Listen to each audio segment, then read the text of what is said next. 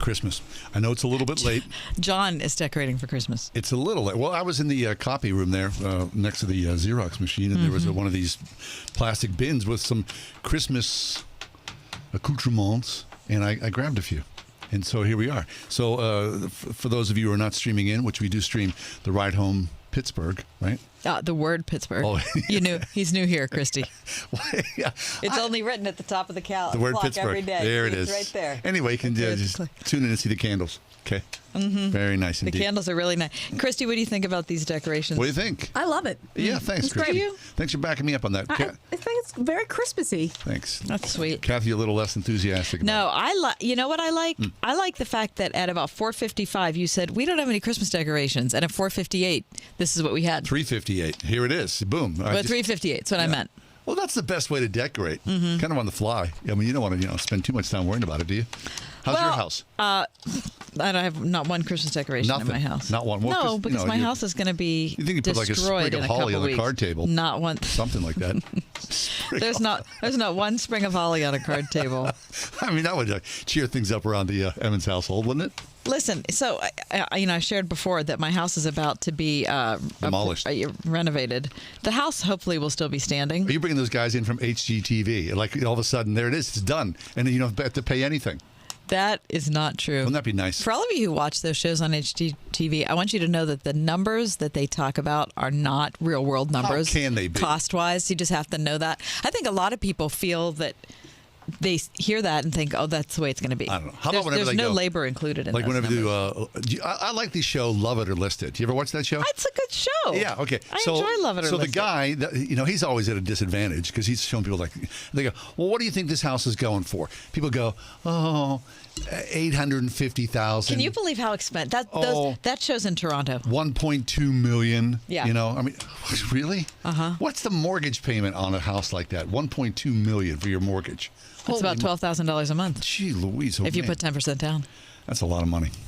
Anyway. It's a sickening amount of money, really. Thanks for being with us today. We have a big show. We are not going to broadcast on Christmas Eve day.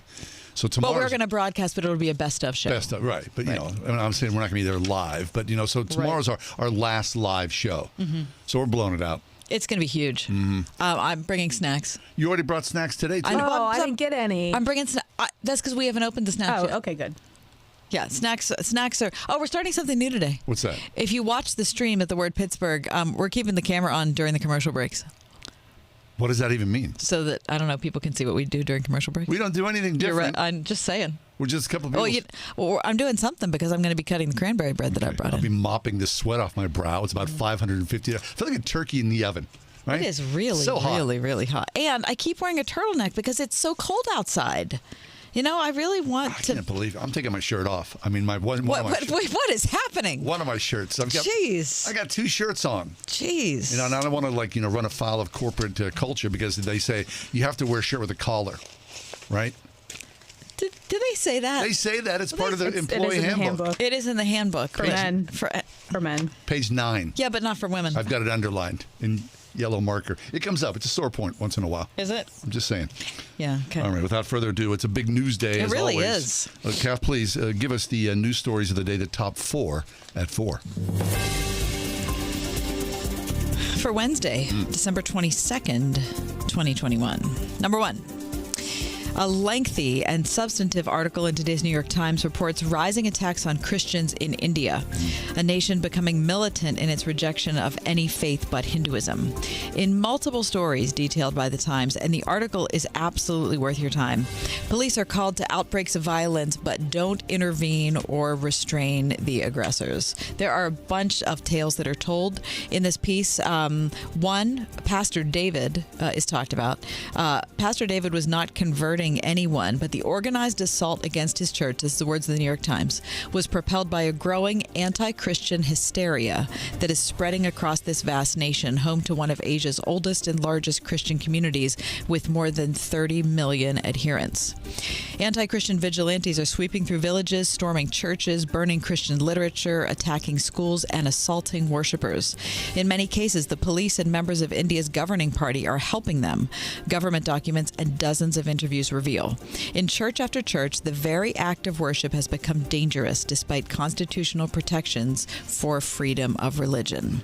Because to many Hindu extremists, the attacks are justified, which is a means of preventing religious conversion. To them, the possibility that some Indians, even a relatively small number, would reject Hinduism for Christianity is a threat to their dream of turning India into a pure Hindu nation. Many Christians have become so frightened that they try to pass as Hindu to protect themselves. This truly is the very barest amount I can tell you in this short segment. But please look at the New York Times today. They did such an outstanding job in this piece, and hopefully we'll be able to talk a little bit more about it as the show unfolds today. But I guess the most minimal thing we could say is pray. Pray for the people of India. Always. Number 2. A Harvard University professor charged with hiding his ties to a Chinese-run recruitment program was found guilty on all counts yesterday. Charles Lieber, age 62, the former chair of Harvard's Department of Chemistry and Chemical Biology, had pleaded not guilty to 2 counts of filing false tax returns, 2 counts of making false statements, and 2 counts of failing to file reports for a foreign bank account in China. The jury deliberated only for 2 hours and 45 minutes before announcing the verdict, following 5 days of testimony in Boston federal court. More details about that perhaps coming in today's show as well. Number 3. Israeli researchers today displayed a Roman-era golden ring with an early Christian symbol for Jesus inscribed in its gemstone found in a shipwreck off the ancient port of Caesarea. The thick octagonal gold ring, which is lovely. It's beautiful. Isn't it? Really beautiful. It's the color differentiation between the gold and that gem. It's really beautiful. And there's Jesus. Yeah, it bears the figure of the Good Shepherd, quote unquote, in the form of a young shepherd boy in a tunic with a ram or sheep across his shoulders. The ring was found among a trove of 3rd century Roman coins, as well as a bronze eagle figurine, bells to ward off evil spirits, pottery, and a Roman Pantomius figurine. I'm not sure what a Pantomius figurine is in a comic mask. Do you know what that is, John? No, but I saw a picture of it. I saw that too. It's like a little man. That's a good way to describe it, actually. Alongside the Roman-era finds, divers also discovered in a second wreck nearby a trove of around 560 Mamluk-era coins dating from the 14th century, according to CBS News. And number 4, you know how I like a weird animal story. Oh, yeah. The Pennsylvania Game Commission trapped a 200-pound black bear this morning next to a dumpster at the Energy Innovation Center along Bedford Avenue, where? Downtown Pittsburgh. Yeah, it was more like the Hill District, wouldn't you say? The 2-year-old bear first was reported December 6th on Penn Avenue and then disappeared, said Douglas Bergman, Game Commission warden covering Allegheny County. But then within the last week, the Bruin was reported raiding the dumpsters at the Energy Innovation Center in the nearby Boy Scouts building. Yeah. Also on Bedford Avenue. So they came and trapped the bear, and they say that while many bears are hibernating this time of year, this downtown bear, which is what the Trib is calling him, stayed in the area because it had a food source and the weather was mild. So that is your top 4 at 4. What do you think is going to happen? They trapped him. They put him in a little. They're going to send him somewhere like into the woods. Well, I mean, that wasn't the good bear that he was awake and relaxed in the trap before, he was taken at 8:30 this morning to Fayette County. Yeah. Oh, Fayette County. They were going to release him. Fayette County, haven't heard anything since then. That was the plan. That was the plan. I mean, he's probably telling tales to all his friends at this point. Sure he is. He's saying, you guys, you can't imagine what I saw downtown Pittsburgh. He was, as if he had Petula Clark. You know the song?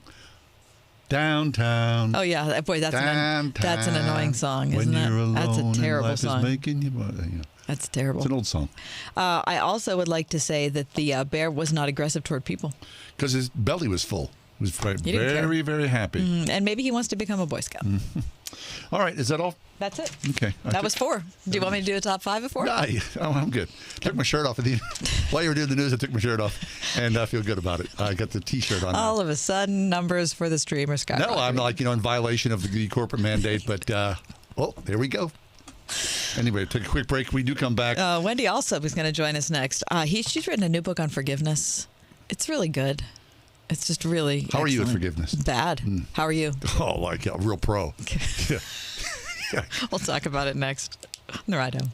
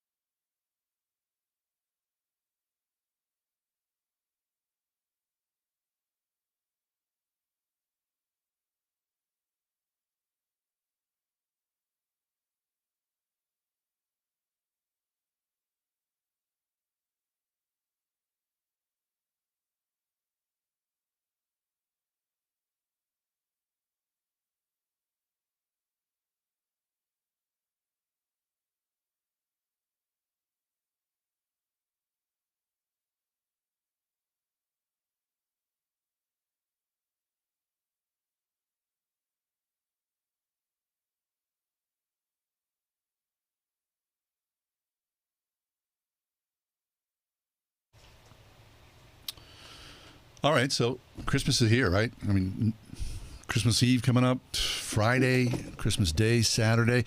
Even in the midst of this pandemic, right, it is still fraught with emotion when you go to someone's house or they come to your house, especially family members, because you know how families are. There's a long litany of instances of You remember that discord. year that she did that?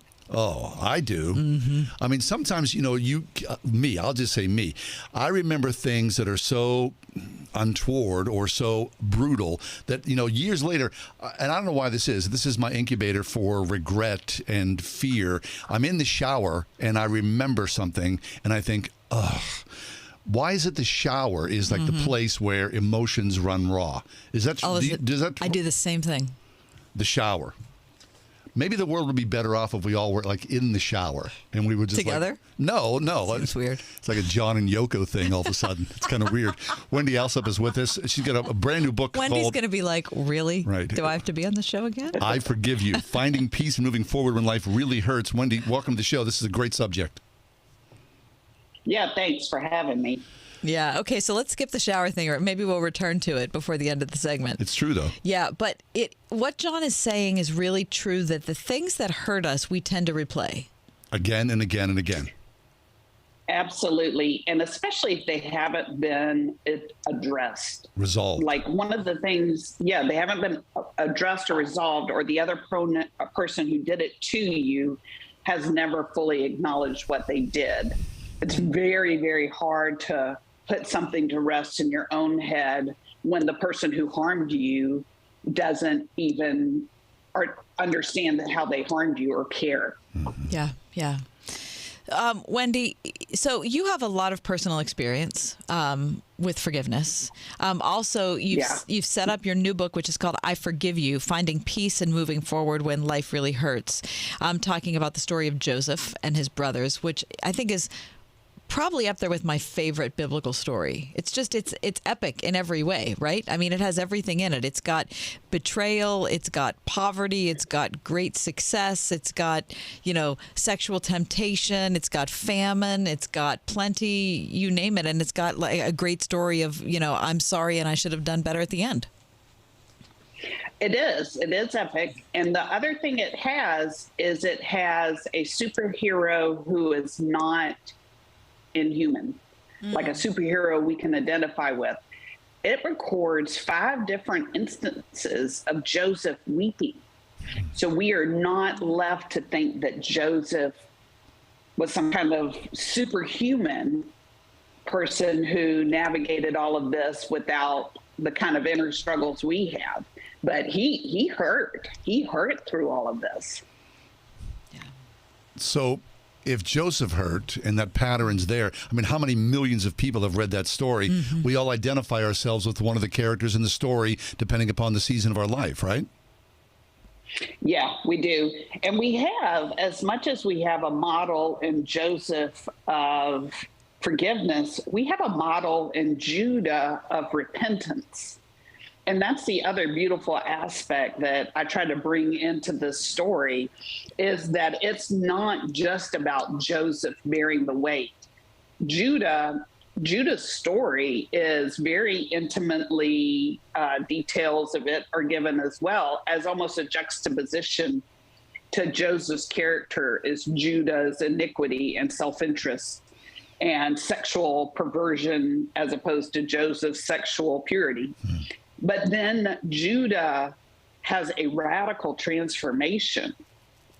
And we have it in this moment where Joseph threatens to take Benjamin as a slave. And suddenly you see Judah with a 180-degree different reaction of self-sacrifice of himself in place of the younger brother, instead of giving the younger brother for its own ends. And it's really beautiful on both ends, where it shows us what real repentance, real repair looks like. And it also shows us what real forgiveness looks like. Wendy Alsop is with us. The new book is called I Forgive You, Finding Peace and Moving Forward When Life Really Hurts. Of course, the greatest line in the story is Joseph saying, when he weeps, again, as you mentioned, and forgives his brothers and says, you meant it for evil, but God meant it for good. And of course, as we are the readers of the story, we know that's true because we've seen it all unfold and we know what's happened, and it is truly amazing. But the thought of someone being as injured as he was and suffering as he did at the hands of his brothers and saying it out loud, I mean, that's an unbelievable human moment. Yeah, and Joseph really had a grasp, which I believe is absolutely necessary if you're going to forgive and give grace. You have to have a grasp of God doing something bigger than your life, through which your suffering has meaning. And Joseph, the greatest thing that Joseph is applauded for in the book of Hebrews, it's not his forgiveness of his brothers. It's that he told his children and grandchildren, take my bones with you. And he believed God was doing something bigger in his life, and he was willing to sacrifice for this greater perspective. And I really don't believe we can forgive without a confidence of God being bigger than our daily lives, bigger than our earthly life, and bigger than these circumstances in a way that gives meaning to them. Not that it makes them irrelevant, but that it gives a deeper meaning and purpose to the things we endure. And that's what equips us then to respond with grace.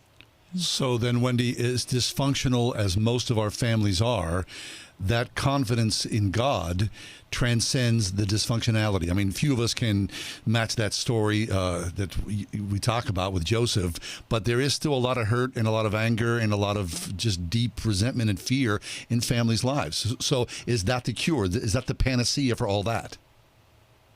Well, it's a help. I think that we have to, number one, not downplay that forgiveness on our part is not, I think where we get a hang up is where we emphasize someone harm, their need to forgive, and we make it sound like the responsibility of reconciliation is on them. But forgiveness doesn't mean you have to enter the same kind of relationship with someone that allows them to harm you again. It's okay to remove yourself from a situation so that someone is not sinning against you over and over again. But what forgiveness equips us to do is to release that person as kind of a jailer in our own head. Yeah. And also, it's good and right for us to call someone to repentance. You know, it's okay to say, you harmed me in this specific way. And even if they don't acknowledge it, it's important that we not sweep sin under the carpet. Yeah. So forgiveness is not a get out of jail free card. It's a way to respond with grace that still calls someone toward repentance. But I'm not going to let what you have done to me make me treat you as less than human. You are still an image bearer of God as well. Right. Yeah. That's Wendy Alsop. The new book is called I Forgive You, Finding Peace and Moving Forward When Life Really Hurts. The item is streaming live on YouTube at The Word Pittsburgh. We're talking to Wendy right now on Zoom, so you can see all of it. So, Wendy, that conversation, though, to say to that person that has injured you and saying, here it is, and you have not, made some sort of reconciliation, that also opens up, the box continual that you may be injured again, re-injured again, right? So there's this cycle that just goes on and on and on, especially the person's just not willing to, come clean. Yeah, that's true. And I don't think we talk about it a lot, but even in the story of Joseph, the power differential had really changed when Joseph engaged his brothers again. That's good. Yeah. So they were without the same power to harm him the second go around that they had the first. Right. And so we don't want to draw too many conclusions, but it is good to note Joseph did not allow them to be in a situation where they could re-harm him. Yeah. And a lot of that is just grace toward the person. Like, sin harms your soul. So if you are tempted repeatedly to sin against me, out of love for you, I'm going to remove myself so you are not tempted to sin. And, I've had that conversation with people before. You sin against me a lot. And so I think, we're better off if I'm not here putting myself in a place where you can do that. And that's an okay conversation to have. Yeah, I think that's and wise. It's not necessarily going to be, I was just going to say, it's not necessarily going to be reciprocated or received well, but it helps if you have a script in your head where you can say what you need to say without getting into a place of deep emotion that causes you to say more than what someone can hear. That's really good advice. Yeah, it really is. That's really and good. very, very practical advice. Yeah, it is. Okay, which makes me think, Wendy, before you leave us, I want to make sure to bring up your contribution to the Rise and Fall of Mars Hills podcast. So I'm sure a lot of people who are listening to our program now are familiar with your name and your voice because you figure in that story in Mike Cosper's work that he put together for Christianity Today. And so knowing that story and knowing you, that's just deeply painful and personal for you. And there's a lot of forgiveness that I'm sure had or has to happen. And so maybe just your general comments on, I know there are a ton of people, millions of people, Wendy, who've been injured by churches and feel like there's no way to go on.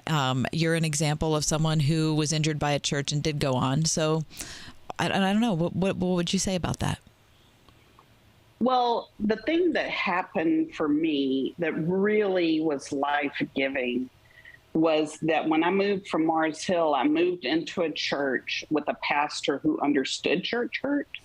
And actually, my predominant experience, which doesn't get publicized, post Mars Hill, has been actually with pastors who were kind and gracious and humble men. And that was really, really helpful to me, so that Mars Hill's church hurt was more an isolated, or it wasn't ongoing in my life. Right. Yeah. The thing about the podcast that really, really blessed me was the number of testimonies of people that I thought from my time there had never recognized their sin. And Tim Smith, in the end, I don't know if you listened to the podcast, but Tim Smith was one there before I got there, stayed through the conflicts that caused me to leave, and stayed really to the bitter end. And I personally really struggled with how to think about him. And so his just, it's the power of naming your sin. Confession and repentance is really beautiful and powerful, and we're afraid of it for some reason. And it's shocking when you hear it, right? It is shockingly beautiful. And instead of humbling someone, I feel like it releases. I mean, it's a freedom for the ones who have been harmed, but also for the one who articulates what they have done wrong. And with Sutton Turner as well. And there was such an articulation that's really clearer than even I understood of the sin that they had participated in and how it had harmed others, that was so helpful just to hear it named. Good for you. Fabulous. Good for you. And that's part of the dynamic that we're talking about, right? Is that there's something, there's a release, there's something more than we understand that happens when people are forgiven. Holy Spirit. Wendy, I wish we had more time to talk about it, but we're out of time. But wait, I Forgive You it releases in January, right? January 1st, yep. Fabulous. I Forgive You, Finding Peace and Moving Forward When Life Really Hurts. Wendy also. Thanks, Wendy, Wendy, great to see you. Merry Christmas to you and your boys. Job well done. Yeah, good stuff. All right, Merry Christmas. Thank you. Take a quick break. When we do come back. Does this make sense in a surprise time slot? All right. Does this make sense?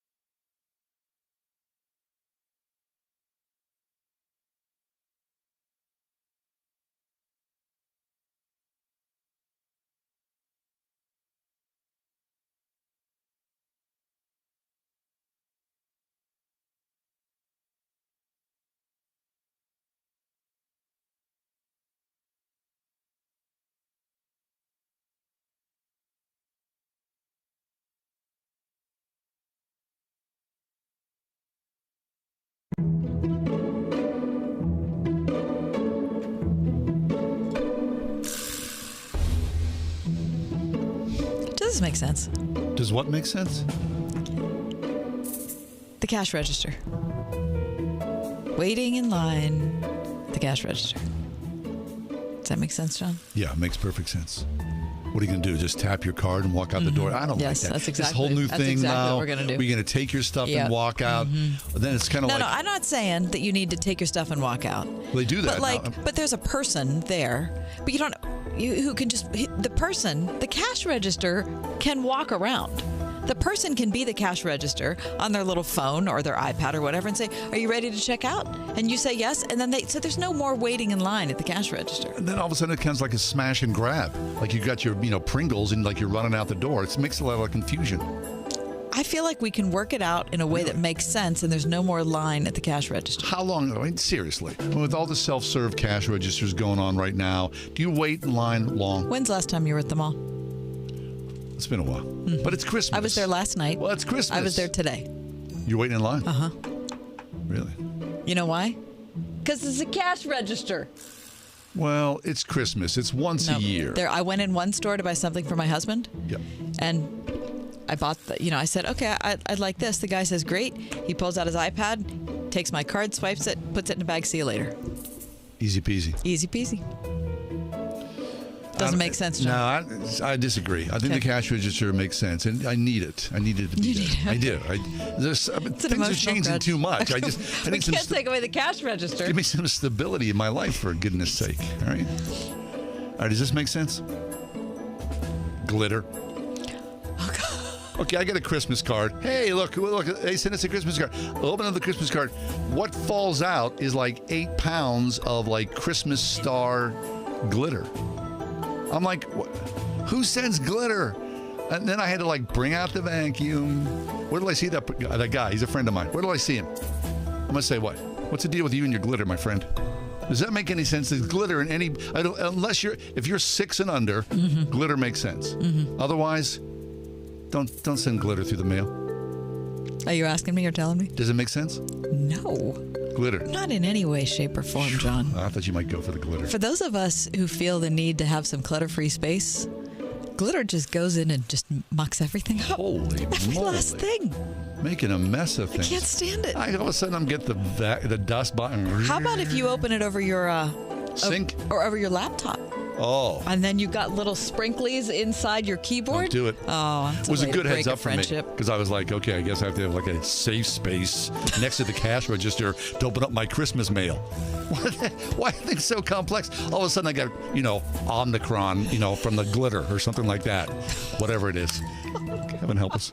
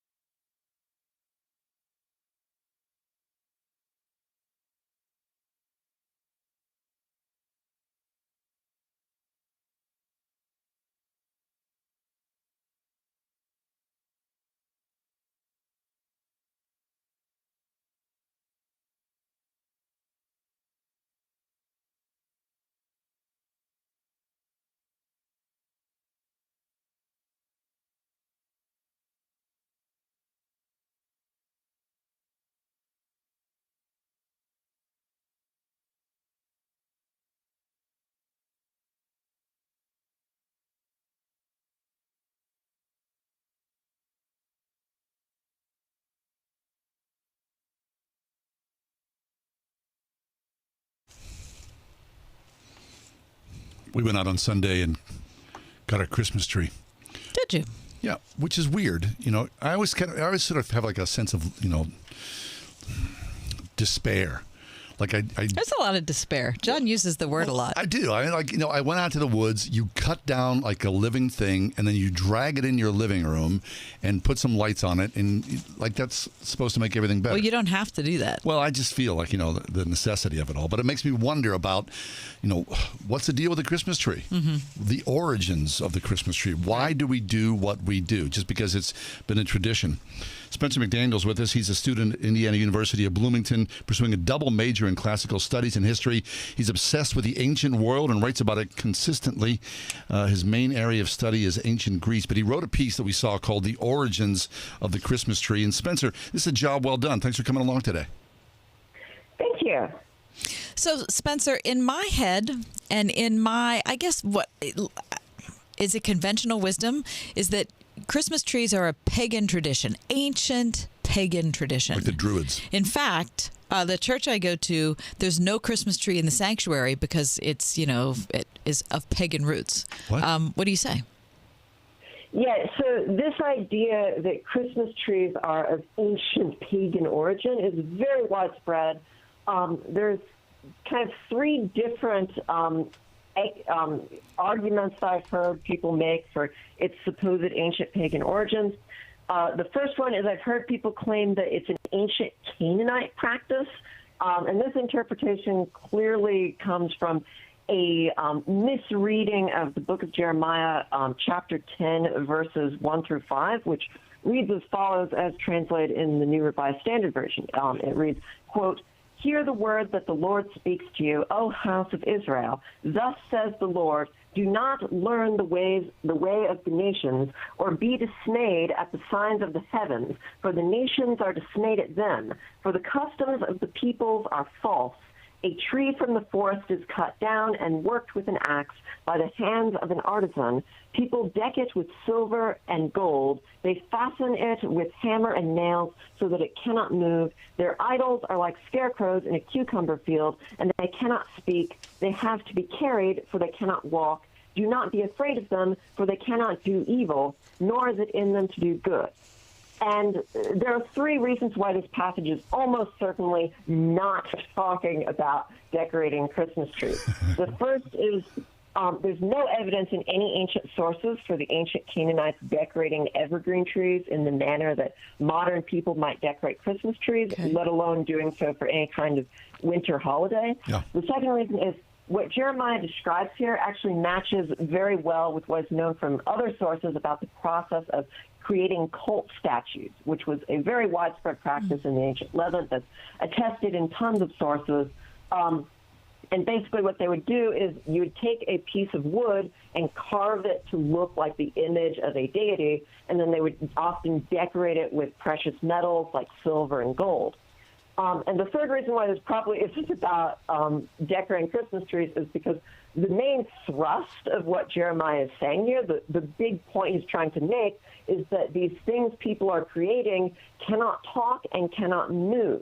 And this would make no sense if he was talking about Christmas trees, because no one expects a Christmas tree to talk or move. You don't expect a Christmas tree to start talking to you. If it is, there's probably something wrong. But we do have evidence that people in the ancient Levant sometimes believed that cult statues could, in fact, speak or move, because they believed that these statues were the literal physical embodiments of the deities that they represented.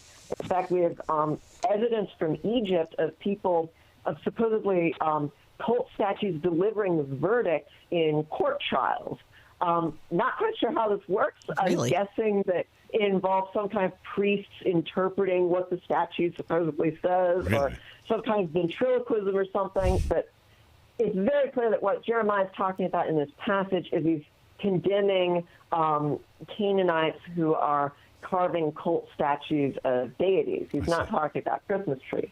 Okay. And of course, that makes sense. Sure. Right? Because we're talking about something that's largely 1,000 years before Christmas even happened anyway. Yeah. However, let's move on to something that would be contemporary with Christmas. What about the whole Roman thing? That there was like that I don't know. I think I heard that Romans brought trees into their house to celebrate Saturnalia or some other pagan holiday. Yeah, so this is a claim that I've encountered a lot. People claiming that, except there's no truth to it, or there's no evidence behind it. There's absolutely no evidence of the Romans decorating evergreen trees for Saturnalia. If I were to guess at where this notion comes from, my guess is it probably derives from, there's a very, very brief passage in Virgil's Georgics, Book 2, lines 387 through 389. And this was written in the late 1st century BCE, and it reads as follows in my own translation from Virgil's Latin. Quote, "And they take up horrendous faces carved from bark, and they invoke you, Bacchus, through happy songs, and to you they suspend soft oscilla from the lofty pine," unquote. And what Virgil's describing here is clearly people dedicating effigies of the god Bacchus by hanging them on pine trees. Now, there are 3 reasons why this practice is almost certainly not the origin of Christmas trees. First of all, there's no evidence linking this practice to any kind of winter holiday. On the contrary, earlier in the passage, Virgil references people doing this when the leaves are young, which seems to indicate he's thinking about this in early spring rather than in December. The second reason is he's specifically talking about hanging effigies of the god Bacchus, oscilla, which were images or masks of Bacchus, which is something a bit different from just decorating Christmas trees in general.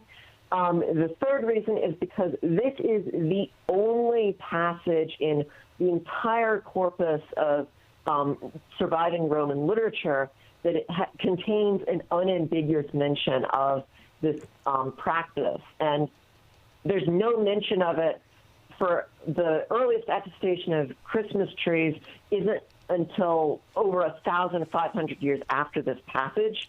So there's really nothing to link this to Christmas trees. And if this were a widespread seasonal practice, like decorating Christmas trees is for us, then we would expect to find it mentioned in lots of other places. And we simply don't. It's not there. Okay. We're talking with Spencer McDaniel about the piece that he wrote called The Origins of the Christmas Tree. So, Spencer, in the interest of our shortened time, then how did Christmas trees become so popular? Why are we doing what we do? I mean, the pagans forward, who made this the thing? Yeah, so Christmas trees have nothing to do with ancient paganism. They're not anywhere near that old. So basically, the real origin of Christmas trees, as best as we can trace with historical evidence, is in the late Middle Ages, people had a custom of performing plays known as mystery plays, where they would act out stories from the Bible. And it was traditional for around Christmas time, they would perform a play about the story of Adam and Eve in the Garden of Eden. And so they needed a tree to represent the tree in the Garden of Eden. Really? And this was taking place in the middle of winter, so obviously the only kind of tree that would have leaves is an evergreen tree. And so they would take an evergreen tree and decorate it so that it would look like it had fruit on it, and they would use that for the performance. Over the course of the late Middle Ages, though, these performances became increasingly a form of secular entertainment, and they have a lot of bawdy humor in them, if you can imagine that. And so by the time of the Protestant Reformation in the 16th century, the reformers really did not like these mystery plays, and so they actually became banned in a lot of places. But Lutherans in Germany seem to have been attached to the custom of decorating a tree around Christmas time, and so they turned it into a domestic practice of And this is where the custom of decorating Christmas trees originates from. And for hundreds of years, this was only really done in Germany. And it wasn't until really the 19th century that the practice became popularized in the English-speaking world. Queen Victoria famously installed multiple Christmas trees in Windsor Castle in the 1840s that really helped to popularize the practice. That was because of her German husband.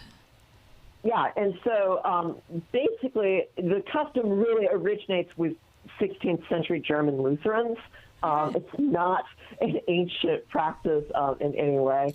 And there are kind of three there. So you may be wondering, how did we come to think that this was an ancient pagan practice? So there are three main strains of thought in the 19th century that really kind of influenced this idea. The first is there's a strain in scholarship in the 19th and early 20th centuries that thought was especially associated with the Religionsgeschichtliche Schule in Germany, which thought they were really interested in deep religious continuities over time. And so they were trying to find aspects of Christianity that they could maybe trace back to pre-Christian religions. And sometimes they were kind of spot on. A lot of times, though, they were kind of speculating about things without really good evidence. The second strain is in the 19th century, and even today, there were a lot of Protestants who rejected the holidays of Christmas and Easter because they're not mentioned in the Bible, and they saw them as spurious inventions of Catholicism. And that's really interesting. Hey, Spencer, sorry, we're out of time, but really, that's a great story that you've told us. I really appreciate it. It was something that we did not know, and you peeled back a little something here that's very interesting. Spencer, for us. if we decide to move a Christmas tree into the church sanctuary, I'm going to think of you. Thanks for being with us, Spencer. Yeah, the piece is called "The Origins of the Christmas Tree." Spencer McDaniel. Very nice, right? Indiana University of Bloomington. So it's not pagan after all. It's not pagan, John. Come on, man. Why'd you think it was pagan? I don't know. I just get confused.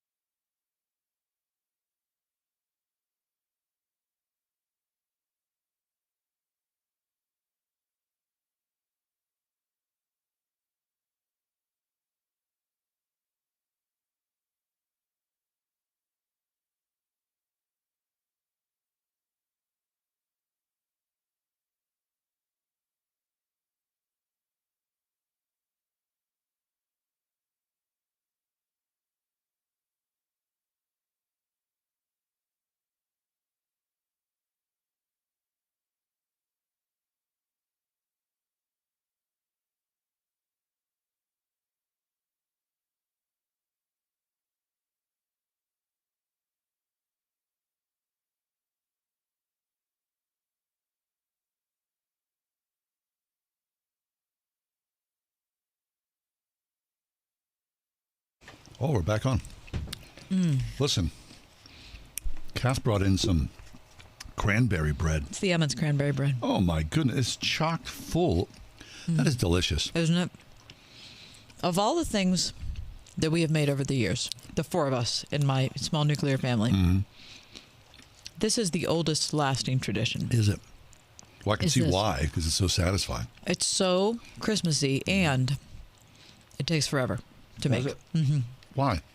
Because you have the thing that really makes it go. And I'm sorry for those of you who aren't eating this with us, because I guarantee that you would be enjoying it if you like cranberries. Anyway, the key to it is that you have to squeeze the orange juice yourself. Oh, If you make it with orange juice, kind of it's just not the same. distills it. So it just takes you need a lot of it. Oh, So you it need takes a long time. How many oranges? Because you. I don't know. To make 2 loaves, 10. Oh, It's a lot. squeeze it. What are you using as a orange juice? You know what I use? Your hand. No. So I've had several different juicers over the years simply because we make so much of this cranberry bread. Yep. The one that I keep coming back to is the one I got free in a copy of the Pittsburgh Post-Gazette. Remember how they used to come in like a plastic wrapper, Yeah. right? And inside that was this little like promotional Squeezer. squeezer. No, it's not a squeezer. Juicer. It's just a little juicer. I It's have one of those. We have it's a glass one. bright, Yeah, mine's bright yellow plastic. That works better than any of the other things I've tried, which is Really? ridiculous. It came. We used to have like the thing with the lever, right? Mm-hmm. Which you would think, the mechanical action of that. It doesn't get it all out. But every time I make like you squeeze an orange or a lemon, you think, who was it like the first king or whomever who said, Or the peasant. give me the orange juice? And imagine, because that had to be a rare and wonderful exotic thing to have a glass of orange juice. It's still wonderful. Don't you love a glass of orange juice? Or how about the first person that looked at a coconut and thought, we should get in there? We should get in there. Yeah. I mean, who was that person? Good luck with that.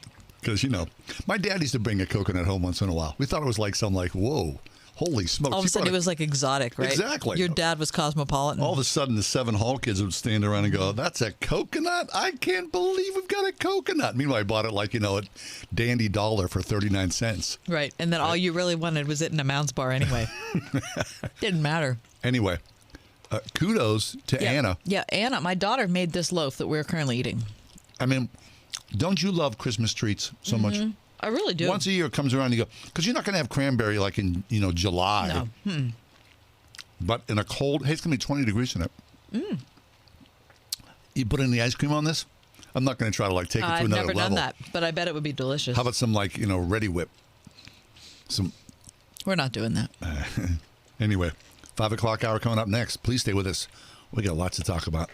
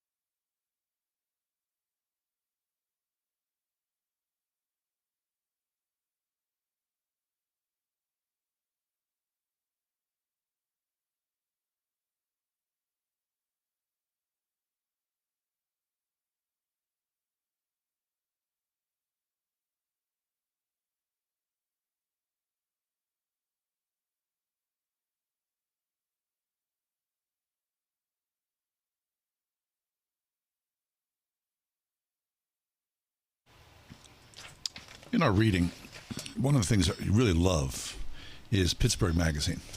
It's such a great magazine. If you love the city of Pittsburgh, I mean, I have family members who, have lived out of state for decades, and they still subscribe to Pittsburgh Magazine.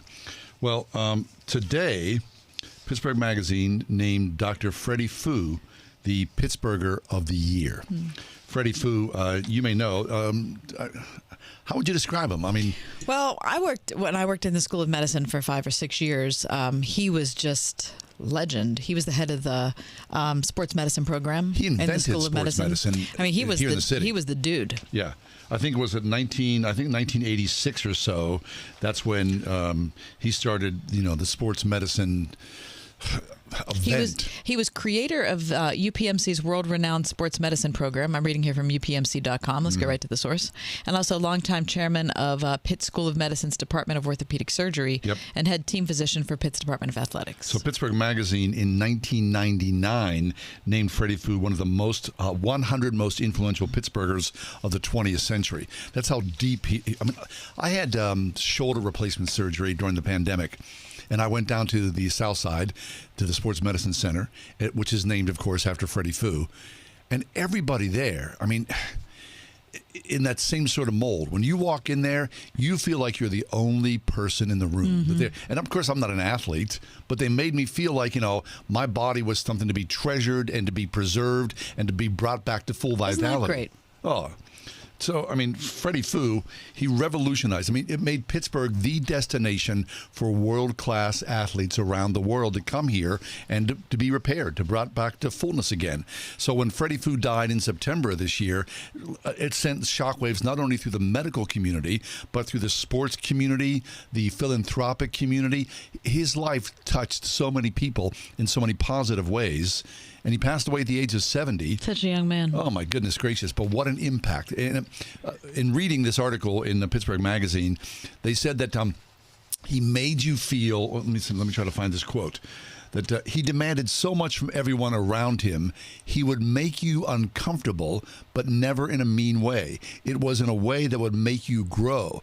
This is a quote from a guy who did his internship with Freddie Fu. He said, "I'm a much better doctor having trained with him."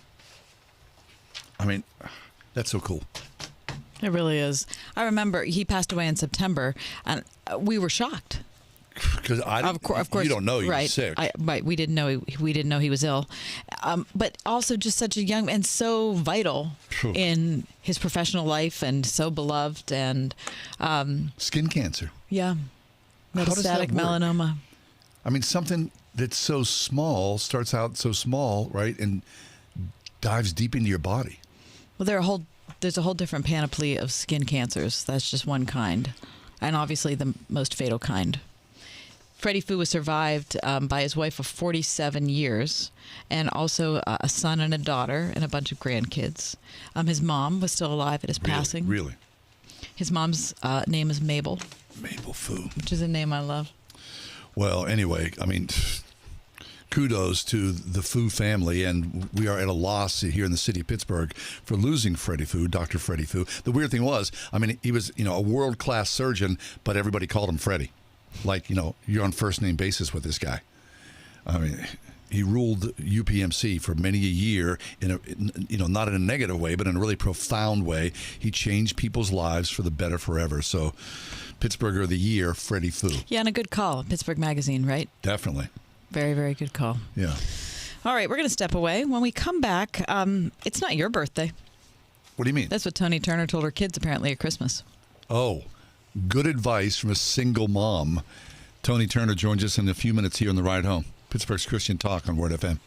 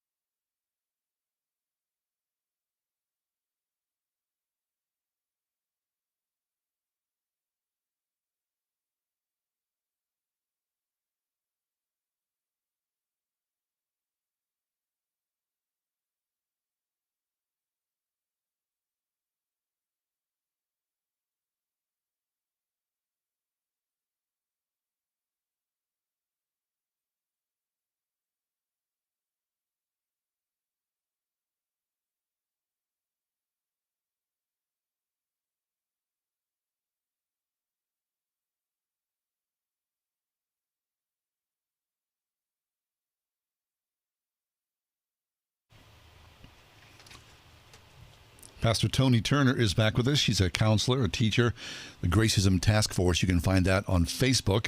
Tony, Merry Christmas to you. Happy to be a And the senior. same to you, Thank you. Kathy. Yeah, it's Fabulous. good to see you guys. Yeah. Great to see you, Tony. Now, I laughed out loud when I saw what you wanted to talk about today because I could hear. Couldn't you hear her saying it, Yeah, I John? could, yeah. It's not your birthday. Yeah. Okay, so first off, let's start at the beginning. So you raised your kids by yourself, so you got to make the choices about how you would celebrate Christmas?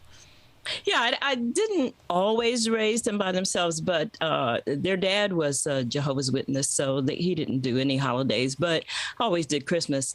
And there was something about, I became a single parent when my daughter was 5 and my son was 3. So anyway, when my daughter was 3 is probably when she started becoming aware of things. And I had always hated just the concept of Christmas being so commercialized. Even before I was really a Christian, it was just seemed like that there was something not right about that, you know. Sure.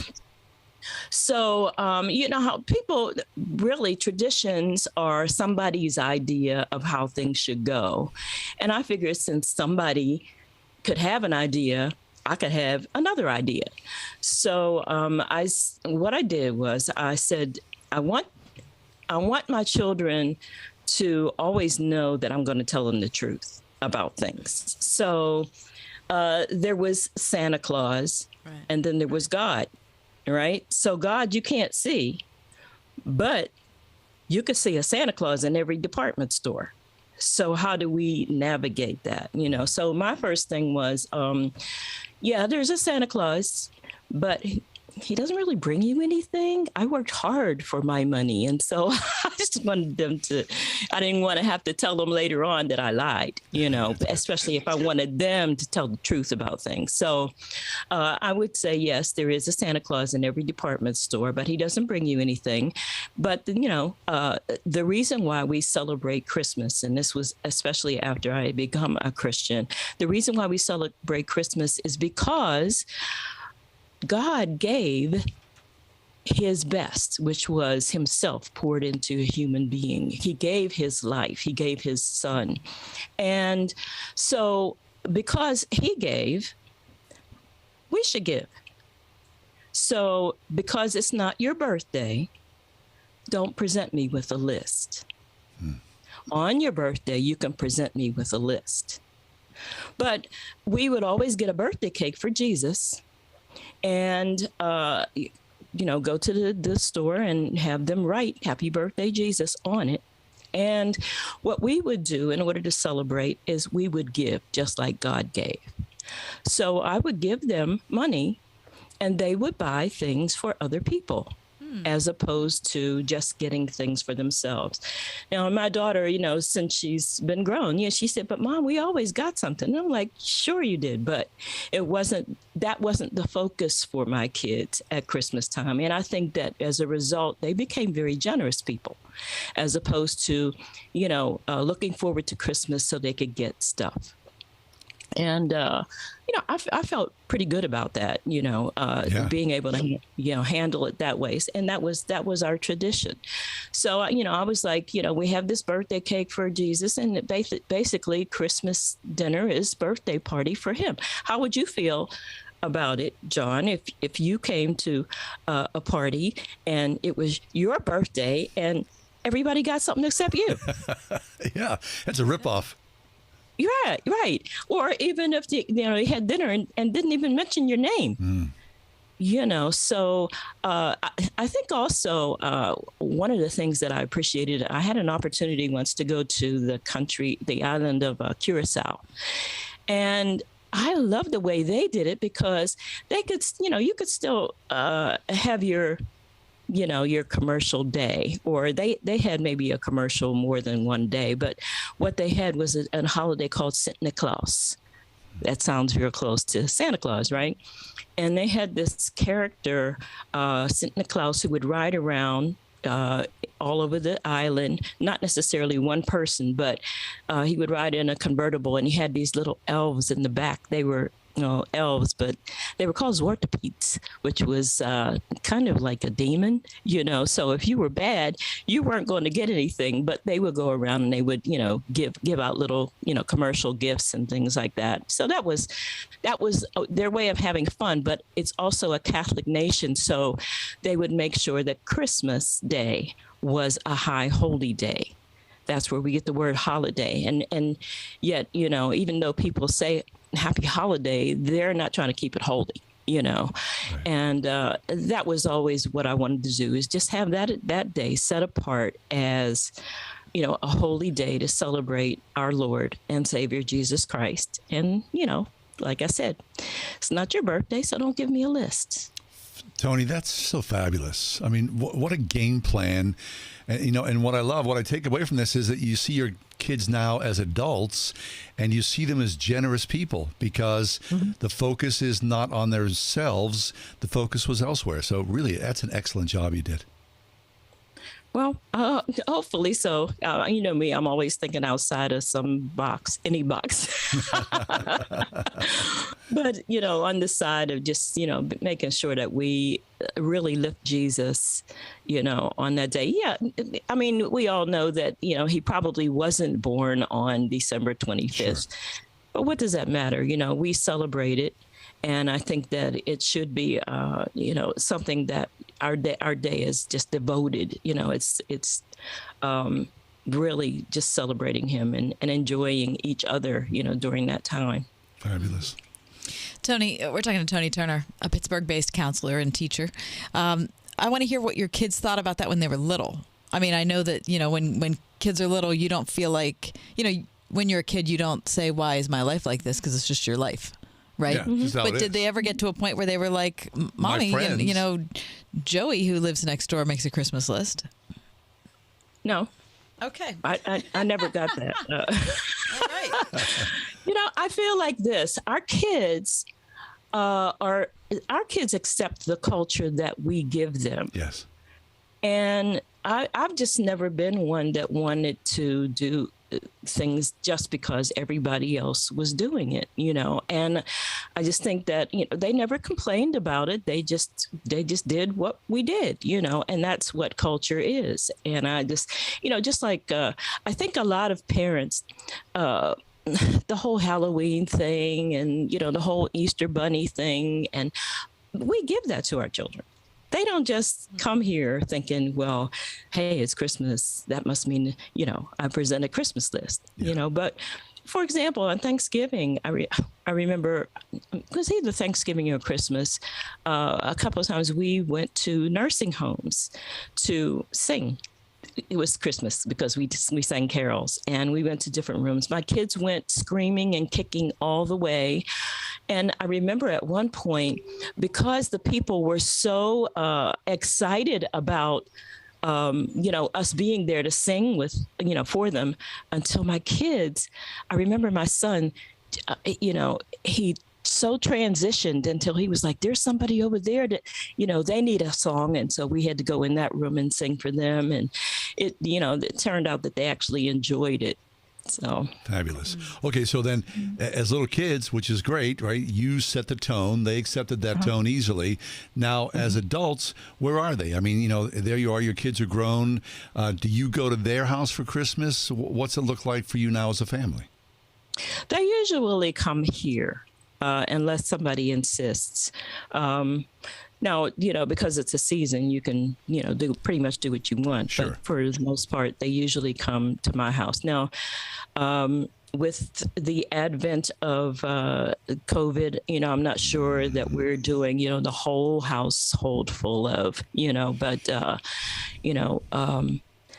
to me, it's, however it happens, just as long as we can be together at some point and, we get to share. So, yeah, it's fun still, regardless of how we do it our way. But I think it's so important that we really focus on giving as opposed to receiving on Christmas. That's really, really good. It's not your birthday.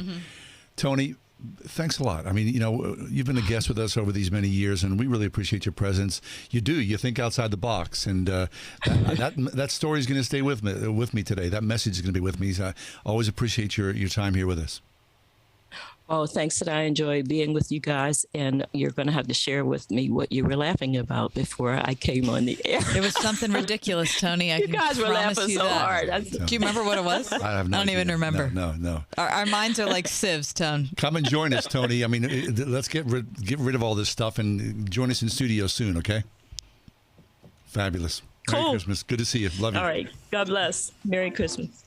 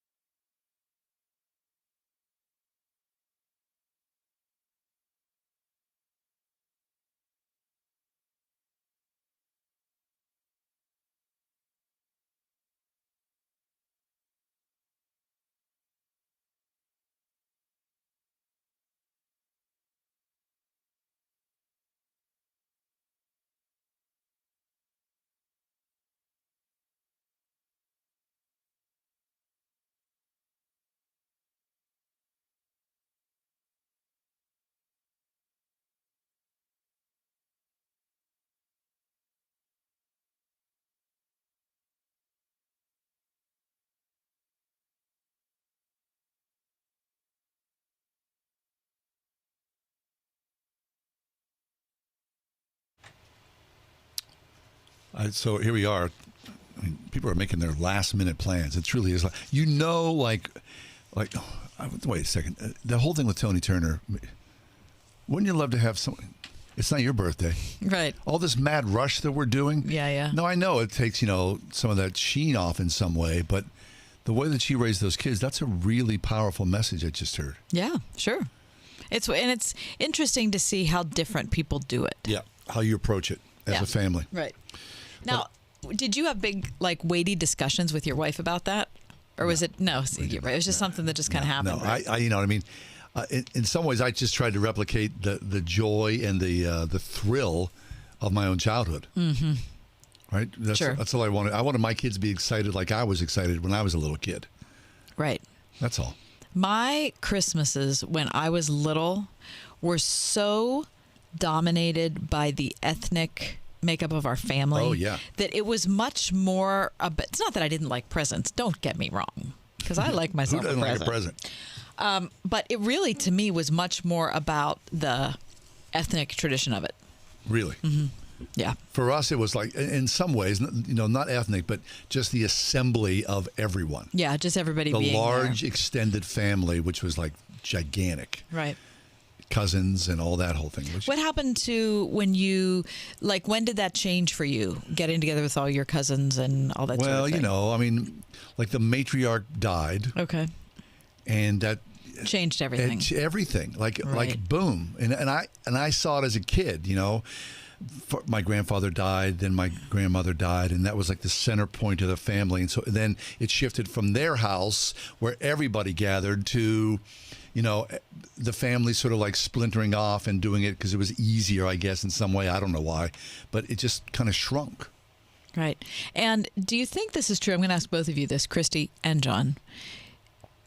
When you think about your favorite Christmases, are they when you were a kid? Yes, 100%. 100%. Isn't that interesting? So why do you think that is? Is it because why do you think? I'm not going to tell you what I think. Well, a couple things. I mean, it was just the excitement of what was coming, right? The whole anticipation. I mean, I remember, I think a lot of kids, we counted down the days until Christmas. 14 days away, 10 days away.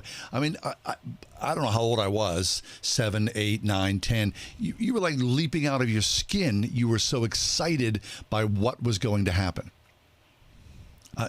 The anticipation is everything, don't you think? Mm-hmm.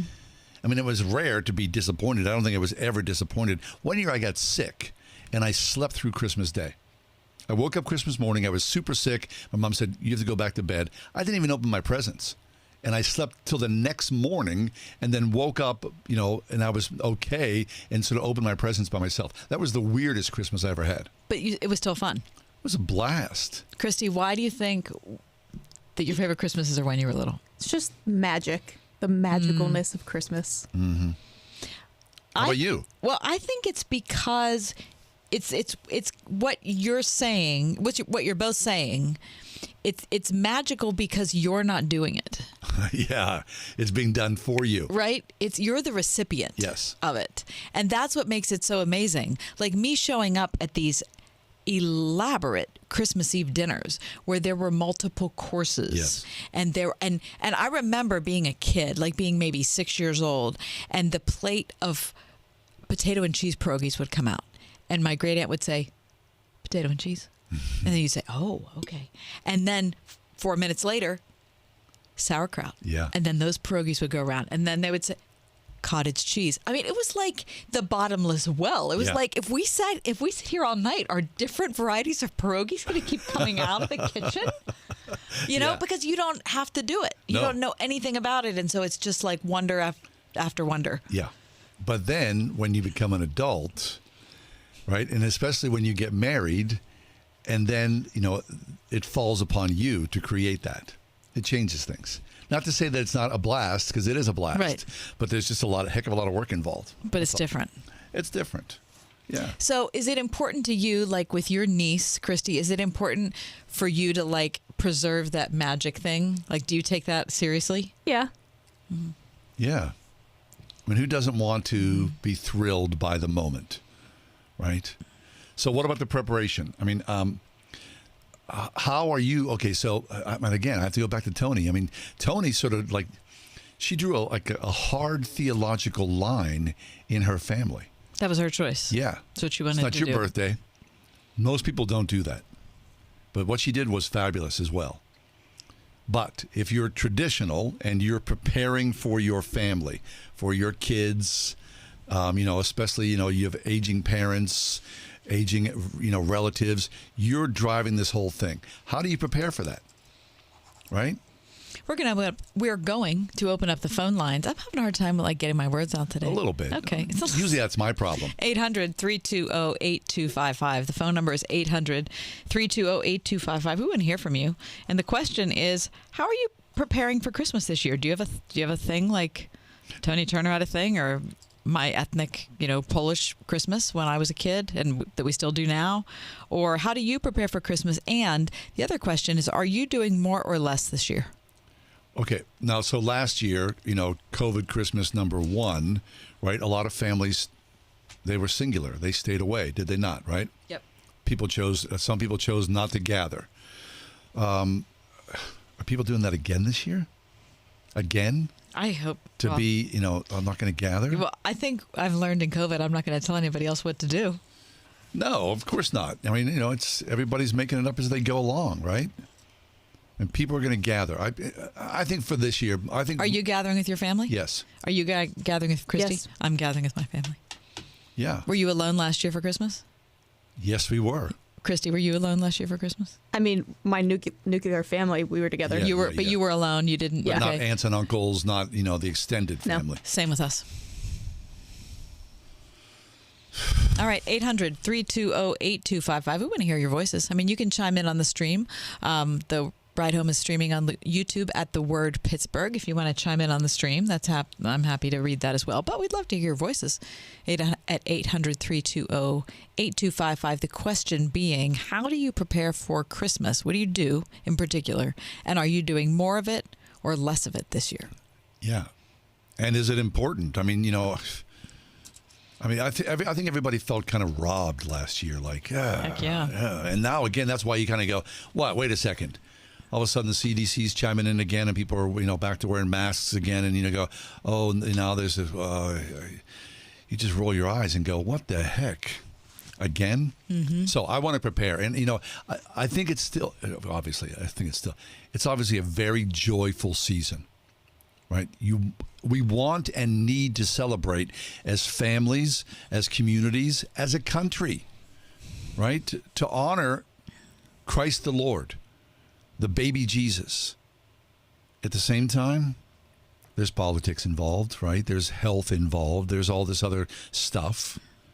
So how do you prepare? Are you preparing for this season? And is it different than in years past? 800-320-8255. We'd love to hear your voices on our show. Give us a call. Be right back.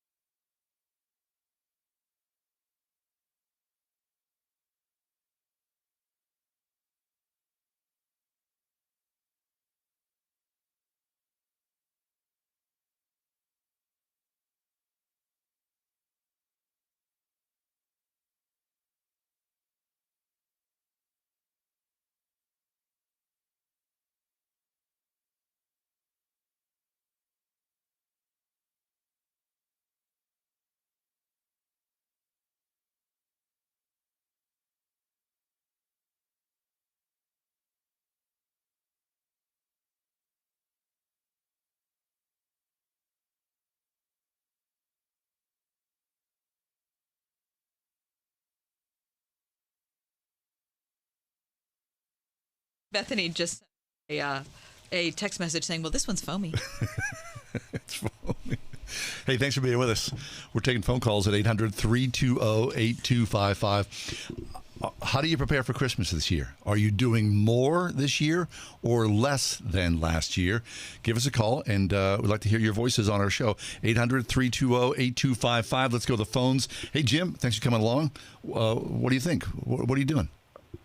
Well, first, Merry Christmas to you all. Merry You Christmas. too, Jim. Definitely, it's funny you had this question because November came up, and I'm like, we got to change everything up around this year. I mean, last year, first of all, I'm getting too old. I don't need all kind of stuff. Yeah. It was great last year, but I think everybody had too much time on their hands, and I got college-age kids and people out of the house. So I'm looking to get things out of the house right now. I don't anymore. So I kind of heard Pastor Paul Shepard talked about on one of his shows then that he and his wife, they just give more to the church and some charity. So my wife and I, we did that. And then as far as the kids, just going to going for experiences. So Billy Joel's coming to town, so we got really good seats for the one daughter. We got theater tickets for another one, and a sporting event for the boy. So, and boom, it's done. Just got real good stuff. Simple, move on, just to kind of do a little bit differently, a little bit simpler. People are getting older, and less stuff is more. Up a little bit. I mean, I like that, Jim, because I think that's really true. Experiences trump other things, don't they? Experiences are great. Yeah, I think so. Yeah. Mm-hmm. I mean, she's not going to, she'll remember that Billy Joel concert all of her life, probably, right? I think so. Fabulous. Yeah. Thanks for calling, Jim. Yeah, Jim. Good stuff. Merry Christmas to you. Yep. All right. Merry Christmas. Yep. Bye. 800-320-8255. So how are you preparing for Christmas this year? Are you doing something a little bit different? I mean, I'm doing something different this year. What are you doing?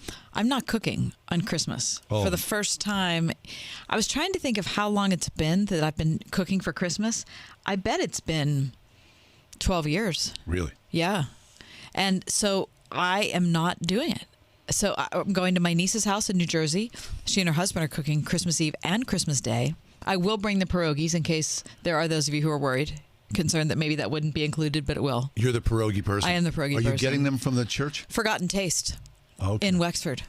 Nice. My favorite place. Mm-hmm. So I will be bringing them, but I'm like free and easy. So your niece and nephew? Mm-hmm. They're doing Christmas Eve and Christmas Day. That's like a gold star, like a massive gold star. Yeah, in our family, this is a Polish thing. Christmas Eve is the big celebration. Yeah. But then Christmas Day you can't leave behind, so you end up having to do both. Right. You're all together You're for two solid days. So where are you staying? In a hotel. Even nicer. I mean, I don't have to make my bed if I don't want to, but I will because I can't stand not to make. Well, because you don't want someone to make your bed on Christmas Day. I know. I don't want anybody to make my bed, really. No. I mean, those poor people who are working on Christmas Day. I know. Isn't that a shame? Yeah. 800-320-82. Why are the phone lines not ringing? I don't know. What is going on? You guys, hello. Hello, I'll do it. The question is, how do you prepare? What are you doing to get ready for Christmas? What are your special things that you do? The kind of things that like maybe you're doing differently this year. Is it too vague? Is it more? I don't know. Is it more or less than you've done in previous years? Yeah. I mean, 800-320-8255. What's different about? Well, you're not cooking this Christmas. No. Which is very good. Yeah, or hosting. No. Which I really appreciate that. I mean, it's so much work, isn't it? It's a ton of work. For us, I mean, we split. My wife, she's the cook and I'm the cleaner. Mm-hmm. That's a ton of work to do all those dishes, isn't it? Oh, everything. And I cannot do paper plates on Christmas. Who's doing that? A lot of people. No, really? I have a hard time with that. You mean Chinette? I can't. It's Christmas. You got to do the best stuff. Yeah. And it just creates a lot. But it's worth it, right? It's not like you wouldn't say it's. When it's all said and done, it's worth it. But when you're in like the trenches, throes. that's a lot of work, right? So cleaning up after the Springhouse smoked ham on Christmas Day, and you're thinking, I'm going to be in this for a good hour and a half. What do you have? Do you because you're going to a chef's house? Yeah. Are you having goose? We're having a ham on Christmas. Are you? I saw photographic evidence of it yesterday. A ham. It was sent out to all of us. This is what we should expect. All right, we go back to the phones. Nancy, nice. Okay. Hey, Nance. Nance, you tuned to Word FM. Merry Christmas to you. What are you doing? And Merry Christmas. Merry Christmas. This year, because I'm older now and my family, my mom and pop are gone, and I have brothers, but they live, in different states. So what I do, because I'm alone, is I usually go around, and just feed people that need to be fed, and that's what I'm doing right now. I'm taking food down to a couple of guys that work for my brother that they're great guys. One's from Africa, the other's from Salvador, someplace in the South America. But anyway, what we usually used to do when we had a big family is we always had the 7 fishes at Christmas Eve. So you're Italian. Oh, yeah, we're Italian. But I'll tell you one thing. We are... we've had pierogies on our table, too. Nice. I mean, we love pierogies. That's right, because you're inclusive. I like that about you, Nance. Mm-hmm. I like to be inclusive. I don't turn any food away unless it's pig's feet. I don't like pig's feet. You got to draw the line somewhere, Nance, I don't right? think we need pig's feet for Christmas. Yeah. Okay, 7 fishes. So are you going to do 7 fishes or not this year? No. There's no one to eat it, But my mom, we always made it. And I'm going to go out and be with a brother who just moved back from Florida. Him and his good wife. They're back here in Pittsburgh, and I'm going to spend some holidays and also spend some time with my 93-year-old aunt out in North Huntington and my cousins. And she bakes. She bakes thousands of cookies every year, hundreds of cookies, I should say. Nice. At 93 years old, so she's doing great, and I am very thankful for that. And Wow. I watch her show all the time, and I had to call. I thought the phone lines would be off the hook. Nance, what's going on? Everybody's so busy actually doing their Christmas thing, they're not calling to Maybe talk they're about baking. it. Yeah, appreciate it. Thanks, Nance. That's Merry true. Christmas. Yeah, Merry Christmas to you, Nance. I don't know. The baking, Yeah. that's a. Has your wife made cookies? She has not. No, Yeah. she was going to go to a cookie thing, and then She got sick, right? So she had to back out of that. So she's not. Christy, yet. do you bake? My mom's baking right now. Oh Is yeah. she What's right now, this what is moment? Christy's mom making? She makes The like mom everything. of the producer of The Ride Home. Yeah, she usually makes thumbprints because they're Oh, the yeah. best. Thumbprints. I love a thumbprint. Don't you love? What do you put in a thumbprint? Your thumb. No, besides the thumb. Like You like frosting? Well, like when we were growing up, sometimes my mom would put raspberry jam. Right. Sure. Yeah. right? Yeah. But That was then a big deal. Yeah, that we did that. Yeah, or yeah. apricot jam. Right. Now you see just like mostly Chocolate frosting. or different kind of frostings. What's right? in yours? I don't know. I just eat it. She makes Just- little, there's nuts on it, and There's then nuts. then frosting. Okay. Okay, so the barrier's down. Like as we talked about this the other day. Now that the Christmas holiday's upon us, are you like trying to be good and make sure that you don't overeat, or are you just kind of going, That's a really it's good Christmas. question. It's a really Christmas good question. time. I did get up and work out this morning, and I added an extra 15 minutes to it because I Really? knew that there was going to be a lot of indulging. Now, that's not going to equal out. Not at all. It's not going to equal out. 15 I minutes. know that. I know that's not going to equal out, but that was my foray into trying to go down the right road. Right. Okay. Well, I appreciate that. You give it a shot, right? I figured it was better than not working out the 15 minutes. Of course it is. Right? Yeah. I mean, the 15 is going to get me somewhere, John. Not much. Okay. It'll get you like 2 cookies, maybe. All right. Erica, thanks for joining us today on the Ride Home on Word FM. What are you doing this year that's a little different? Thanks for coming along. I was laughing because I will be making pig feet this year. You are? You're making pig's feet. Yeah, my mom makes it every year, but this year she's in Germany with my sister. She had twins, so I'm the only one who knows how to do it, and I've been watching her for years, so this is the big year that I make the pig feet, and all of her friends come and, get a couple, and, the family looks forward to it. Either they really love it or they really hate it. Yeah. And I'm going to, I had to laugh because that's actually I'm on Oh, way my gosh. with a whole bag full of pig feet from the butcher. So I had to. No, Erica, Okay, obviously. I've never had that. Haven't you? Oh, really? Erica, go into this, right? Because this is really something that's, like you say, people either love it or they hate it. They do. I mean, well, I'm African American, so we have like historically a history of using all of the parts of the pig Of that course. people don't really eat, and it's become this delicacy in our family. It's very like tangy, so you have to like the vinegary or salty taste. But the celery, it's very flavorful. I love it. Wait, I okay, love so what it. do you add to them?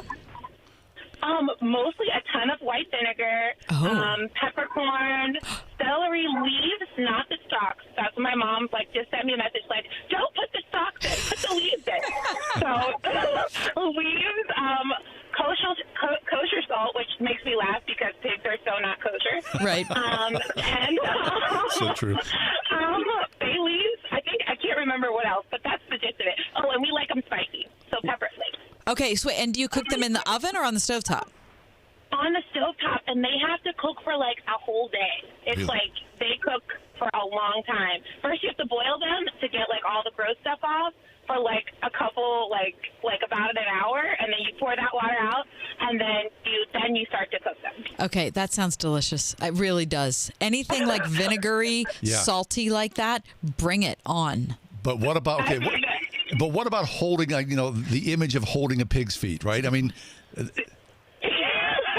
look, I have to say, sadly, they really do look like pig feet. No. Before you cook them, after you cook them, I don't think they look that much because it's just it's all cooked so much Yeah. that you can't really see. But yes, on the way home, they look like poor little piggy feet. Aw. And we're very divided in my family. Some people are like, get those away from me. And other people are like, yeah, I've been waiting all year. So. that's fabulous. That is awesome. That's a great phone Merry call. Christmas to Really, you. really That good. is excellent. Yeah, thanks, Erica. That is so Erica's doing the pig's feet. Yeah, and someone said, no, I'm not doing pig's feet, And right? she is. Okay, let's go back to the phones. Herb, hey, thanks for joining us today on Word FM. What are you doing this year? Well, not pig's feet, I can tell you that. No, actually, my grandmother came up with recipes years and years ago, and you guys are going to love this. This is pierogi recipes. Oh, tell me. Okay, now this is a traditional, say, Thanksgiving/Christmas dinner. Yeah. So you can take stuffing, pre-make your stuffing, make it into a pierogi. Stuffing pierogies. We do ham and cheese pierogies. We also do, of course, the traditional potato pierogies, and our stuffing pierogies. Actually, we have two different kinds: the regular stuffing pierogies, and we do cranberry stuffing. Wait a minute. Wait, back You it make up. that Herb, in a Herb, pierogi. stop it. That's amazing. Wait a minute. So you're saying that you can form a pierogi out of stuffing, or a pierogi, depending on how authentic we're being. You would And you're going to it's put your cranberries inside there? Absolutely, cranberry stuffing. You pre-make your cranberry stuffing, and you roll out your pierogi shells. You know what you're going to use for your pierogi shells. Yeah. And just a scoop of cranberry stuffing, and fold it over, pinch it off, and then cook it in a pan. Fabulous. And there you go. You got cranberry stuffing pierogies, ham and cheese. We do potato. Holy. Oh man, I'm telling you, you would love it. You would absolutely love it. I mean, who doesn't love starch stuffed with starch? Absolutely, it's Christmas. Yeah. I mean, it comes once a year. Herb, maybe next year you could remember to invite me. I don't have to stay for the whole dinner. I could just stop by and say hi. We could make that for your Christmas party.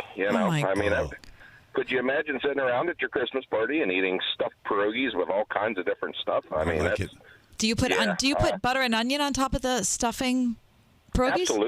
Absolutely. Oh yes, there's no better way. Herb, you're living your best life now. Jeez, There's Herb, no doubt thank about you that. for calling. Merry Christmas to you. We need to step away for just a minute. Hey, this is Pittsburgh's Christian Talk. We are The Ride Home here on Word FM. Be back in a few minutes. 800-320-8255.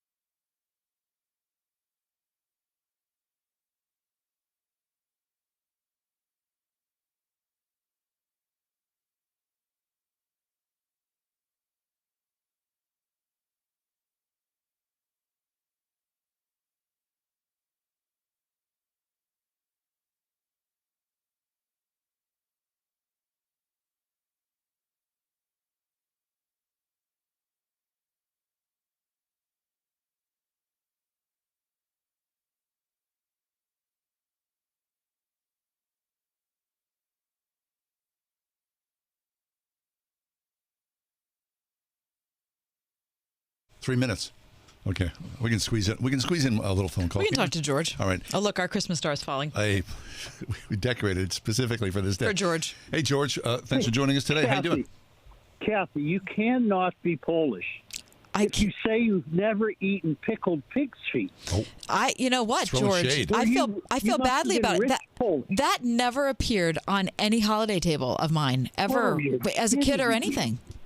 For us Ukrainians, my wife's tradition is to have pickled pig's feet or pickled chicken for Easter Sunday. Okay. Christmas Eve is a fast day. This is more an Easter Sunday treat. But, it is so good. No, wait, George. You're saying pickled pig's feet. Are you not eating pickled chicken feet, are you? No. My wife used, maybe she does. What the heck's going on there? She sent me to the strip district for all kind of weird things. Once it was a cow's leg. Whoa. And she cut it up into pieces. Well, that's right. It was for the broth of the pickled pig's feet. Well, how's that work? You walk up to the counter and go, give me one cow's leg, please.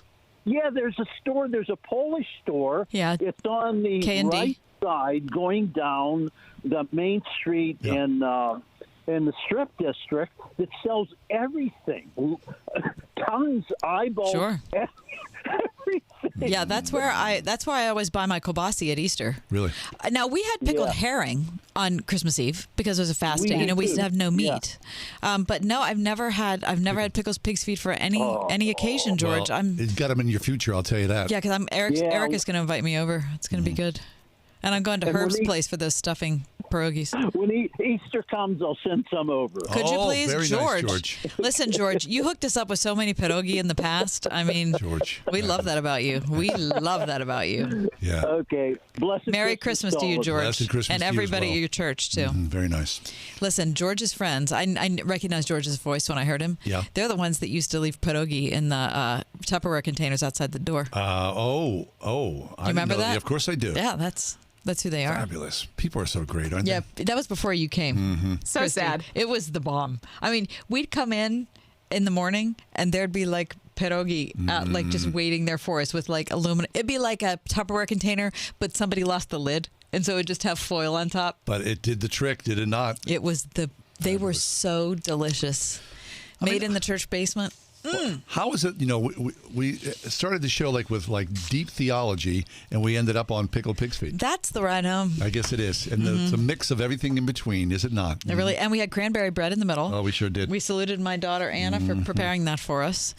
And origins of the Christmas tree as well. Yeah, we did. It was good. Yeah. And Tony. Tomorrow will be our last show before the Christmas break. Hey. I mean, we'll have a best of show every day, Monday through Friday. But We're we won't taking be some time off. But we are taking some time off. So tomorrow will be a big party. Oh, Christy's staying. Because she's new kid on the block. She doesn't have the vacation That's time hard. logged in. That's hard. That's what it is to pay your dues. Yeah. Sorry, Christy. Boy, he sounds really That's how it compassionate. works. Boy. Right? She's been here, how many months you been here? 6? 7. 7? Oh, bull. It's been 7 great months. It has been. Fabulous. Hey, thanks for being with us. The stream is up and running after we leave the show. Watch it on YouTube at The Word Pittsburgh. Have a great night.